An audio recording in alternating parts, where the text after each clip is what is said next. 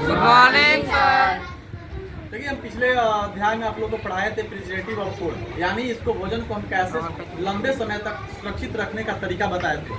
कैसे कैसे मतलब उसको आप लंबे समय तक रख सकते हैं। जैसे इसमें कुछ और भी कैटेगरी होते हैं। जैसे आप घर में तो रख लेते हैं लोग, जैसे गर्मी का मौसम होता है तो आप क्या करते हैं, फ्रिज में रख देते हैं। लेकिन कुछ और भी मार्केट का जो फूड है जो उसको आप लंबे समय तक खाते हैं, है ना, तो उसके बारे में भी जानिए।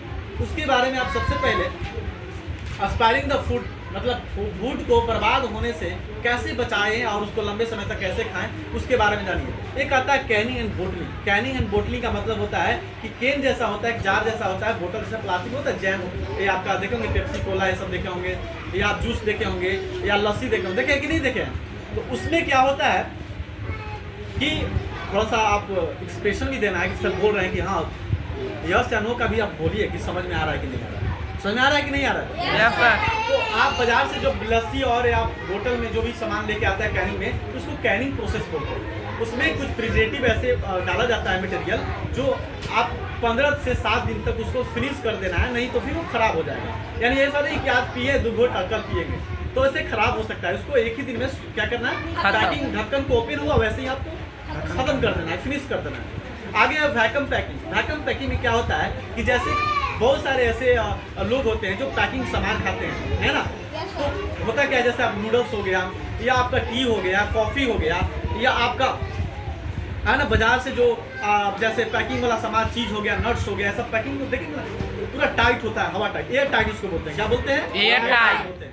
एयर टाइट का मतलब बोलते होंगे आप लोग, बात करते होंगे, देखो ना सामानमा कम कर दिया है और इसमें हवा भर दिया है। तो ऐसा नहीं है, क्वांटिटी जितना है उतना ही आपके अमाउंट के हिसाब से क्वांटिटी डाला हुआ है। समझ आ रहा है बात? लेकिन उसमें एयर टाइट करने का मकसद क्या होता है कि जो हमारा कंज्यूमर होता है, उपभोक्ता होता है, उसको लंबे समय तक कैसे उसको प्रिजर्व किया जाए। कि ऐसा नहीं कि आज बना कंपनी में आज सेल हो जाएगा, ऐसा नहीं ना होता है। नहीं। उसको रखा जाता है कुछ दिनों के लिए, डिमांड आता है तभी नहीं बिकेगा। तो वो जो है एयर टाइट किया जाता है कि जो उसमें जो मटेरियल है वो खराब नहीं होगा। तो समझ में आ गया कि वैक्यूम पैकिंग क्या किस लिए काम होता है।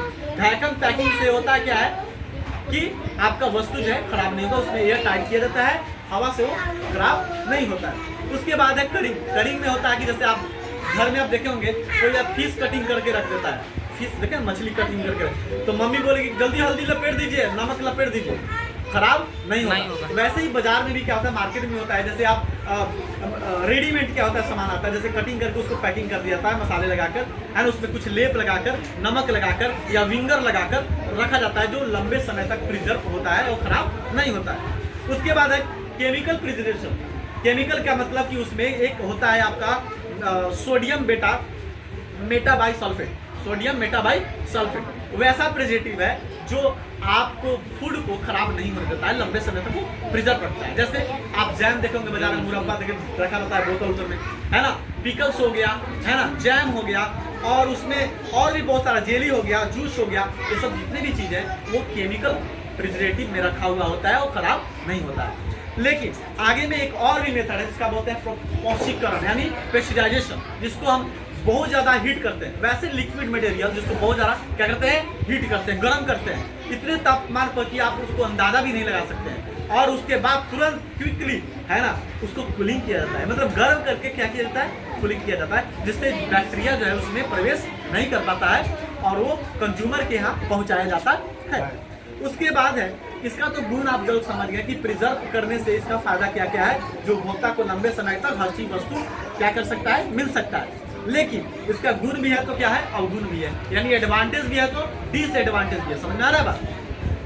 डिसएडवांटेज क्या है, तो डिसएडवांटेज का मतलब कि जैसे कोई भी प्रिजर्वेशन मेथड वाले वस्तु को अगर खाते हैं लंबे समय तक, तो आपके लिए क्या हो सकता है, नुकसान हो सकता है। क्या हो सकता है, तो it increase the storage the feed of food. अगर लंबे समय तक आप, है ना, स्टोरेज किया हुआ फूड को अगर खाते हैं तो ऑलमोस्ट थ्रो आउट द, क्या होता है, अगर सीजन से आउट है, सीजन नहीं है, वो चीज़ आप खा रहे हैं तो उसका भी हानिकारक आपको भोगना पड़ेगा। जैसे में फ्रूट, वेजिटेबल और फ्रॉम एप्पल, जैसे में जैसे आप बड़े बड़े शहरों में देख लीजिए, एप्पल हो गया कश्मीर में, ऑरेंज नागपुर में, दिल्ली में, ये सब आपको सीजन में मिलेंगे। लेकिन बिना सीजन के आपके यहाँ अगर मिल रहा है तो कुछ तो बात है ना। तो आप समझ ही रहे हैं कि उसको क्या बोलते हैं, प्रिजर्वेशन, जिसको स्टोरिंग किया जाता है। समझ आ रहा है? स्टोरिंग किया जाता है। तो ये जो है आपका प्रिजर्वेटिव फूड ऑफ वेस्टेज, तो आप लंबे समय तक अगर आप है ना भोजन को खाते हैं तो आपकी हेल्थ के भी नुकसान हो सकता है। समझ में आ रहा है बात? तो उसको उतना ही दिन तक खाइए, उतना ही दिन तक लीजिए जिससे आपका सेहत क्या रहे, अच्छा रहे और आपको है ना फूड जो है मिलता रहे। अब ऐसा नहीं है कि अगर प्रिजर्वेटिंग अगर नहीं फूड होगा तो बहुत भोजन क्या होगा, बर्बाद होगा। इसलिए प्रिजर्वेटिव मेथड भी सही है और लंबे समय तक भी खाना क्या है, क्या आपके लिए हानिकारक है। समझ में आ रहा है बात कि नहीं आ रहा है? सबको समझ में आ गया? Yes sir. चलिए लॉक कर दो।